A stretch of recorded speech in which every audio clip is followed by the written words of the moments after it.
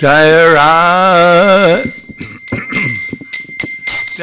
Radha Madhava Kunja Vihari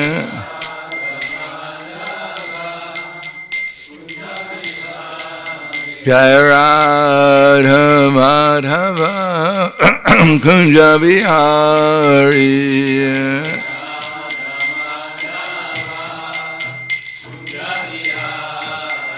Gopi Jana Vallabha Girivanadari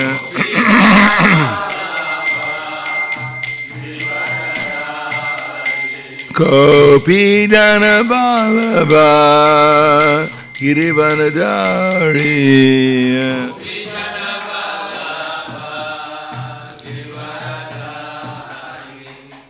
Yasodanandana Braja Janaranjana Yasodanandana Braja Janaranjana Yamunatira Vanacharya Yamunatira Vanacharya Jaya Radha Madhava Kunja Vihari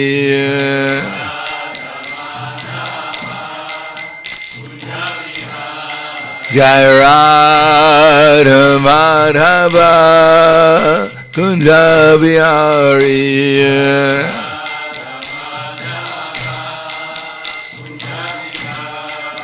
Gopi Jana Vallabha Girivanadari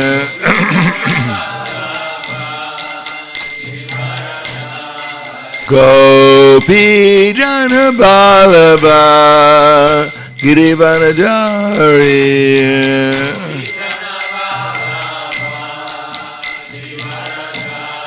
Yasodanandana Braja Janaranjana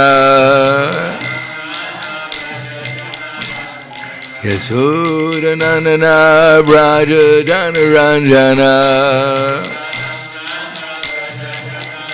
Yamunatira Vanacharya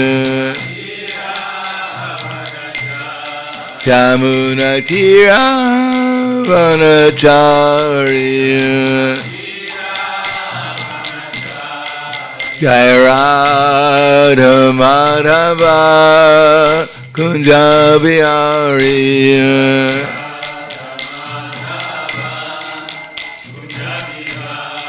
Jaya Radha Madhava Kunja Vihari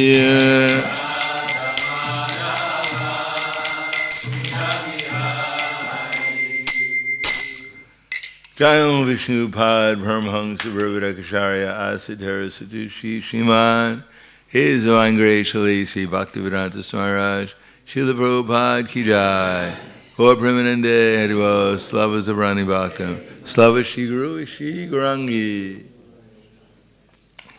Om Agana Tivanandasya Gananjana Salakaya Chaksur Militam Yena Tasmai Shri Gurave Namaha Shri Chaitanya Manovishtam Stapitam Yena Bhutale Swayam Rupa Kadamayam Tadati Swapadantikam Pandeham Shri Guru Shri Uta Parakamalam Shri Guru Vaishnavam Scha Shri Rupam Sagrajatam Sahagana Raghunatam Vitam Tam Sajivam Sadvaitam Savadutam Parijana Saitam Krishna Chaitanya Devam Shri Radha Krishna Padan Sahagana Lalita Shiva Sakan Zvitam Scha Hey Krishna Karna Sindhu Dinabando Dagapate Gopesha Gopika Kanta Radha Kanta Namostute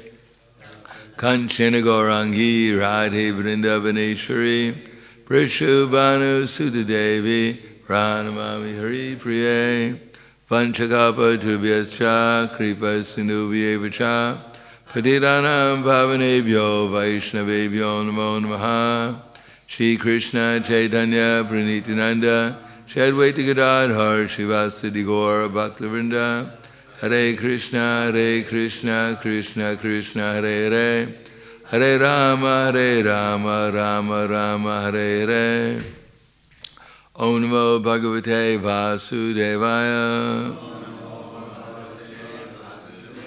Om Namo Bhagavate Vasudevaya Om Namo Bhagavate Vasudevaya Srimad Bhagavatam, Canto 1, Chapter 3, Krishna is the source of all incarnations, text 27.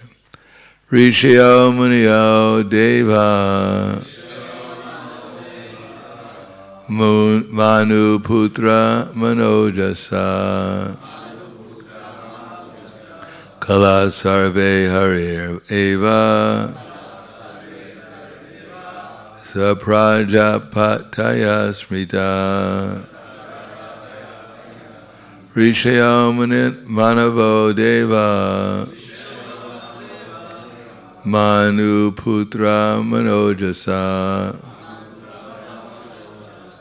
Kala Sarve Harira Eva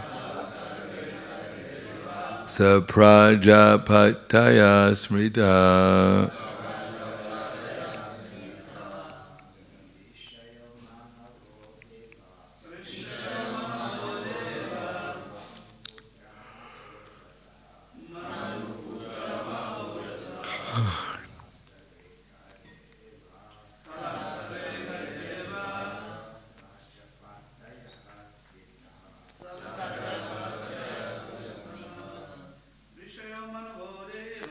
Rishaya Manavo Deva Manuputra Mahojasa Kala Sarve Harir Eva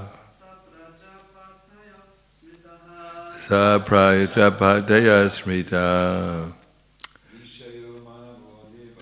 Rishaya Manavo Deva Manuputra Mahojasa Kala Sarve Harir Eva Saprajapataya Smrita. Ladies, Rishaya Manavo Deva Manuputra Mahojasa Kala Sarve Harir Eva Saprajapataya Smrita. Just going to read the translation, the purport. All the rishis, manus, demigods, and descendants of Manu, who are especially powerful, are plenary portions or portions of the plenary portions of the Lord. This also includes the Prajapatis. Purport. Those who are comparatively less powerful are called vibhuti, and those who are comparatively more powerful are called avesha incarnations. So everything is coming from Krishna, so everyone is an incarnation to some degree of Krishna. We're a tiny incarnation, but there are much bigger ones too. So text 28, one of the longer purports in the Srimad Bhagavatam. Ete changsa kalapumsa Krishnastu Bhagavan Swayam Indrarim Vyakulam Lokam Hridayanti Yuge Yuge. All the above mentioned incarnations are either plenary portions or portions of the plenary portions of the Lord. For Lord Shri Krishna is the original personality of Godhead. All of them appear on planets. Whenever there is a disturbance created by the atheists, the Lord incarnates to protect the theists. Purport. In this particular stanza, Lord Shri Krishna, the personality of Godhead, is distinguished from other incarnations. He is counted among the avatars, incarnations, because out of his causeless mercy the Lord descends from his transcendental abode.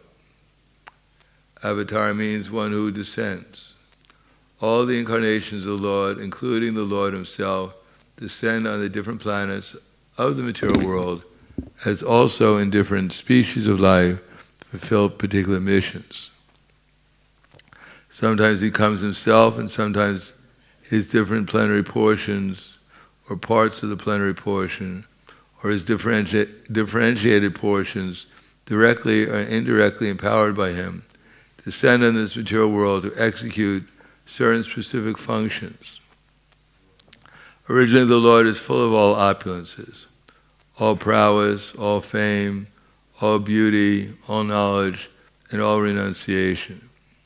When they are partially manifested through the plenary portions or parts of the plenary portions, it should be noted that certain manifestations of his different powers are required for those particular functions. When in the room small electric bulbs are displayed, it does not mean that the electric powerhouse is limited by the small bulbs. The same powerhouse can supply power to operate large-scale industrial dynamos with greater volts. Similarly, the incarnations of the Lord display limited powers because so much power is needed at that particular time. For example, Lord Parasuram and Lord Nrsimha displayed unusual opulence by killing the disobedient Kshatriyas 21 times and killing the greatly powerful atheist Hiranyakashipu. Hiranyakashipu was so powerful that even the demigods and the other planets would tremble simply by the unfavorable raising of his eyebrows.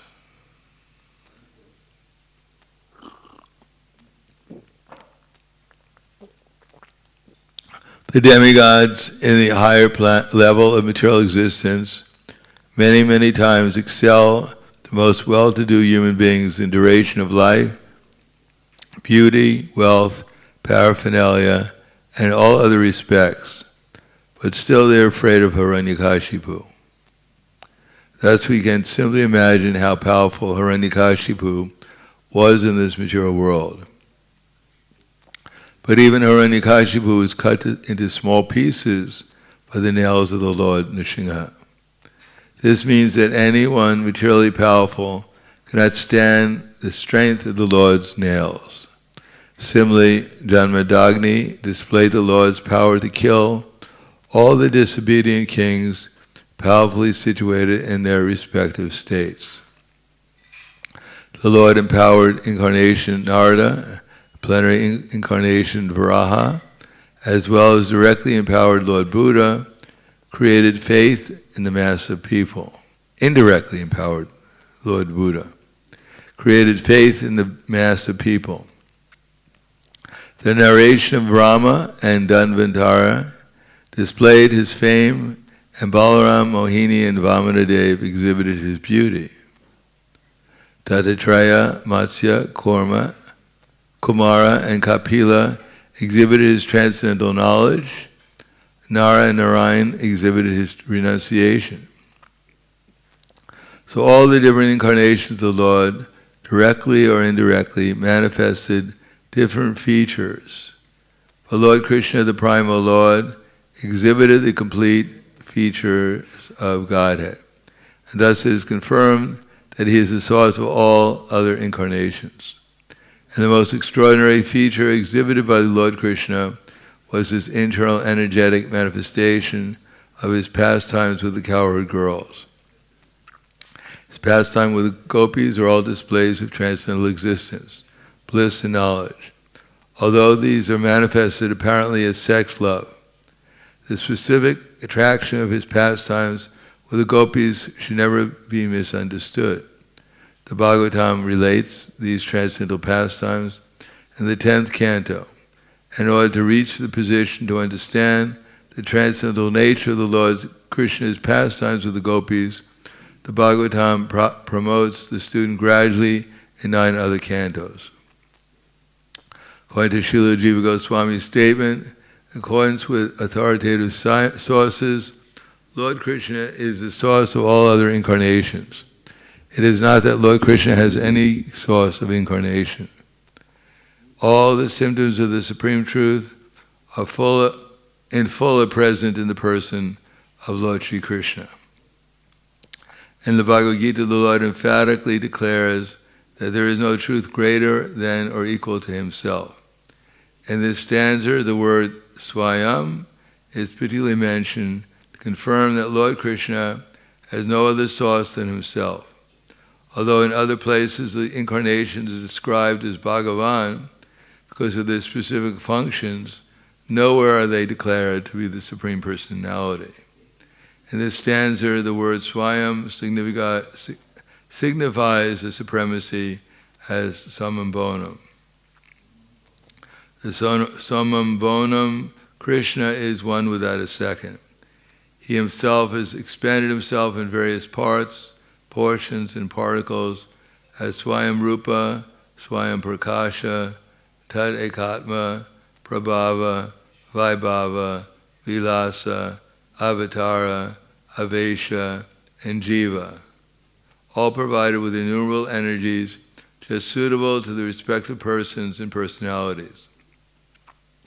Learned scholars and transcendental subjects have carefully analyzed the Samam Bonam, Krishna, to have 64 principal attributes. All the expansions or categories of the Lord possess only some percentages of these attributes. For Sri Krishna is the possessor of the attributes 10%.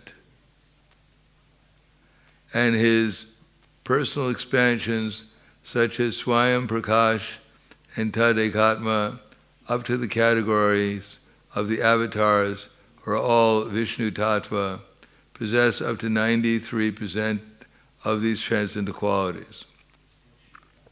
Lord Shiva, who is neither avatar nor Avesh, nor in between them, possesses almost 84% of the attributes.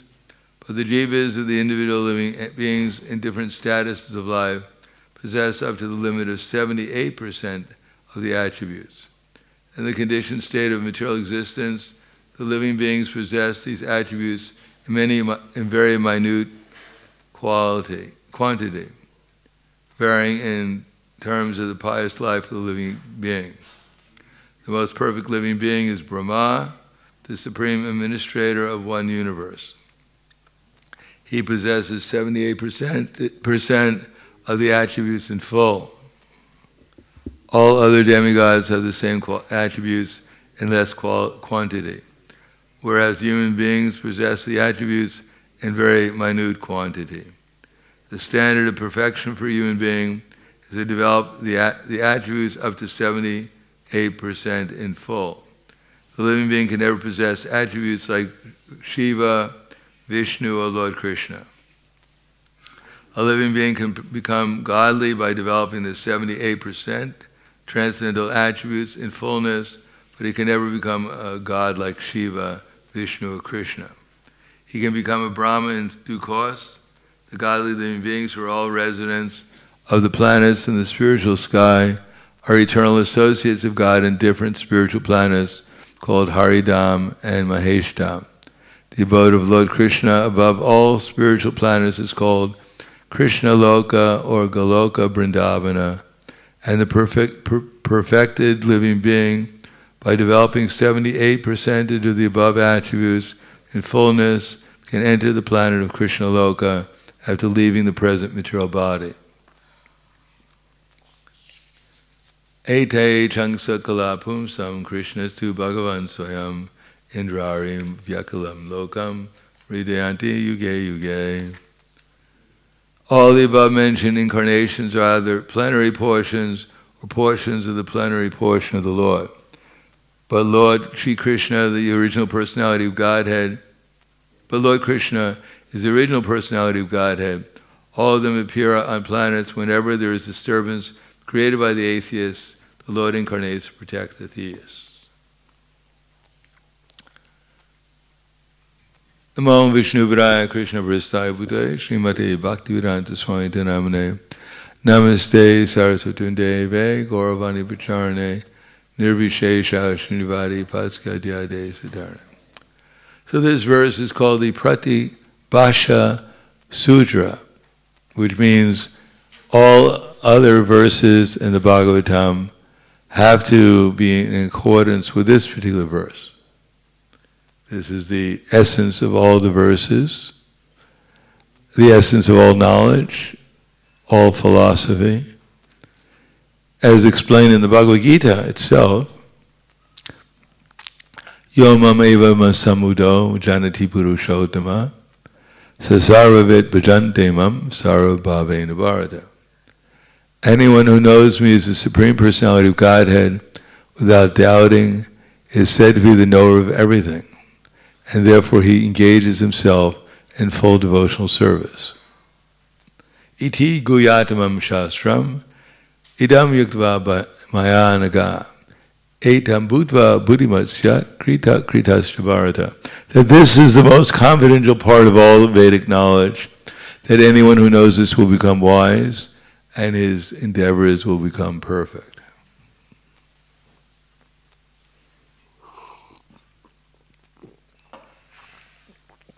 Therefore, Bhagavatam is meant to help us see everyone and everything in relation to Krishna.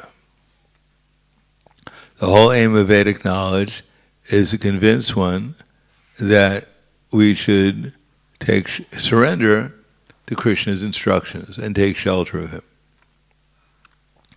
Now, not everyone necessarily has his eternal relationship with Krishna as Swayam Bhagavan.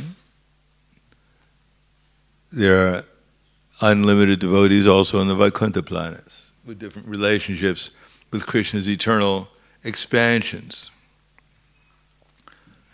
But it doesn't hurt to know that they all come from Krishna. Murari Gupta, for instance, was a great devotee of Lord Ramachandra. So although he knew that Chaitanya Mahaprabhu was Lord Krishna himself, but he also understood that he was also Lord Ramachandra.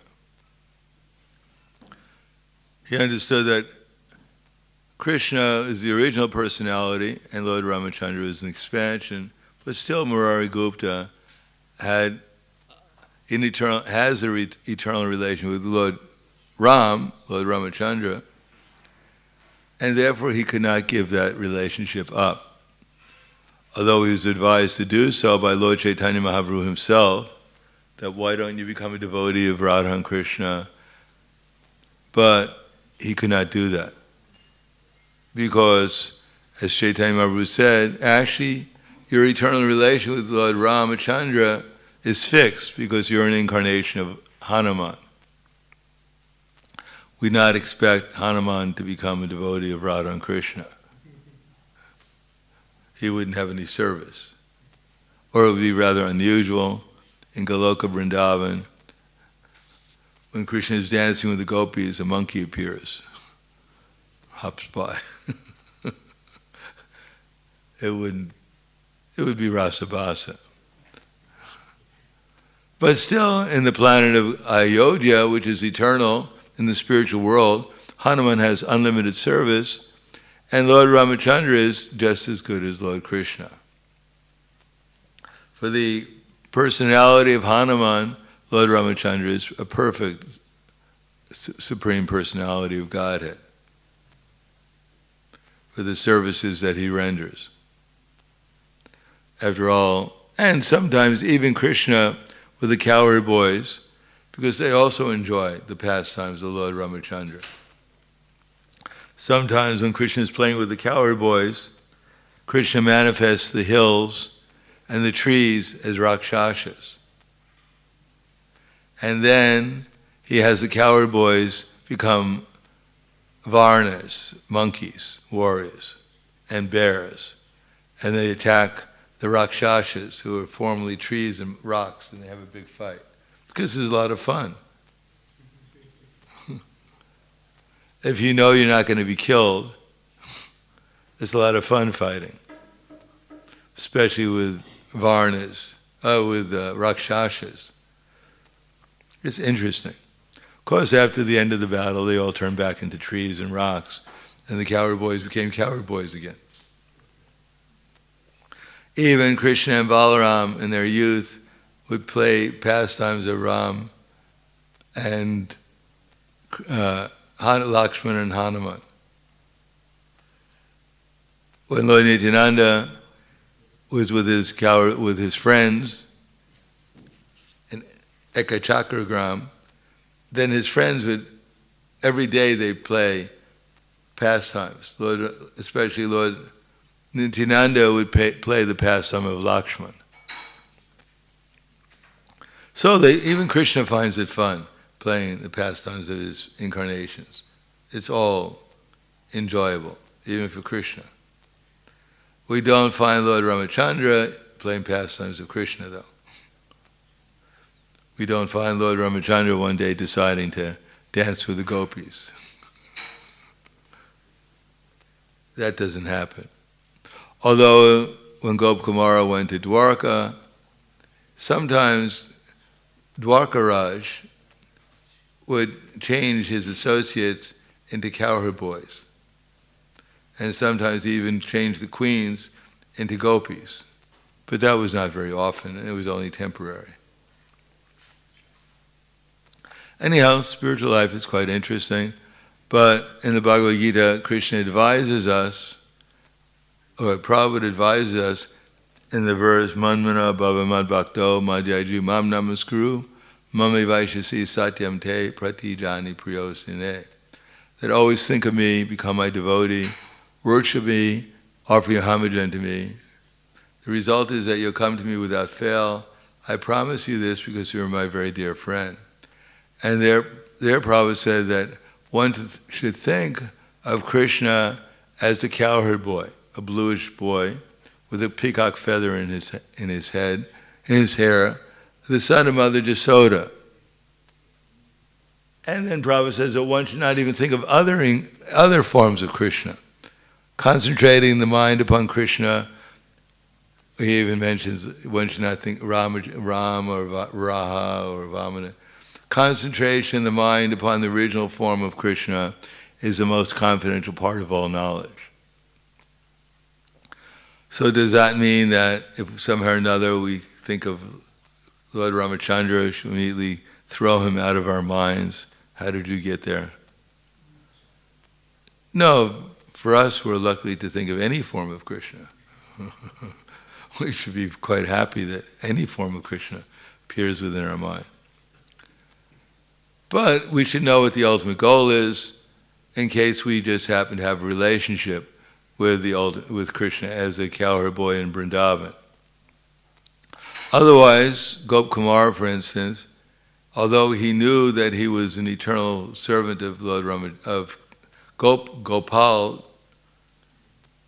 in Vrindavan, still he had to go through so many different material places, planets in the material sky, planets beyond the material sky like Mahaloka, Maheshloka, Mahamaheshloka, where Lord Shiva resides. He had to go to Vaikuntha, and then he had to go to Ayodhya, and then Dwarka, and then finally he got to Goloka Vrindavan. So we should try to focus our mind upon Krishna, and in the course of time, self-realization will attract us to some other form of Krishna. That's also nice. But that way we don't have to go through the success of planets, material and spiritual, before we finally get back to Goloka Vrindavan. Will take a long, long time. In so many different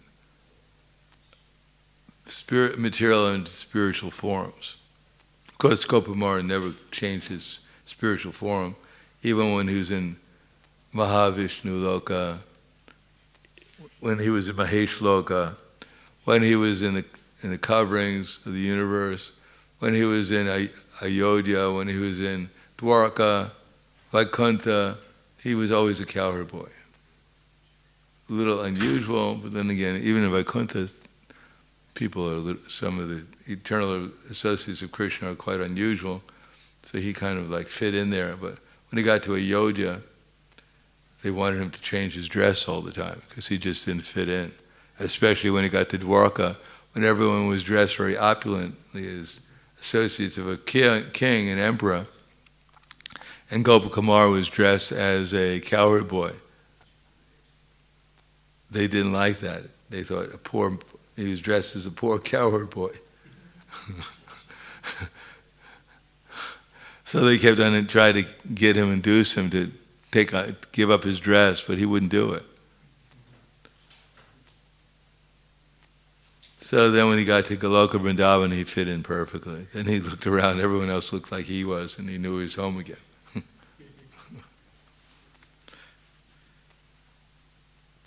So I'll stop there. Thank you. Any questions? Yes.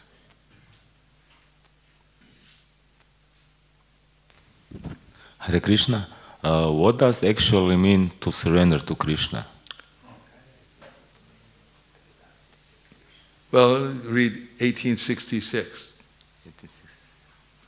and that will explain it. 1866. Give up all varieties of religion and just surrender to me. Give up everything else and follow the path of Sharanagati. Accept everything favorable for cultivating Krishna consciousness. Give up everything unfavorable. Develop faith that Krishna will maintain one and protect one. Have no interest other than Krishna's interest, and always feel oneself subordinate to Krishna and meek and humble. Thanks. Anything else? Hvala, Grantaraj Srimad Bhagavatam ki jai, Srila Prabhupada ki jai, Gaur Premanande.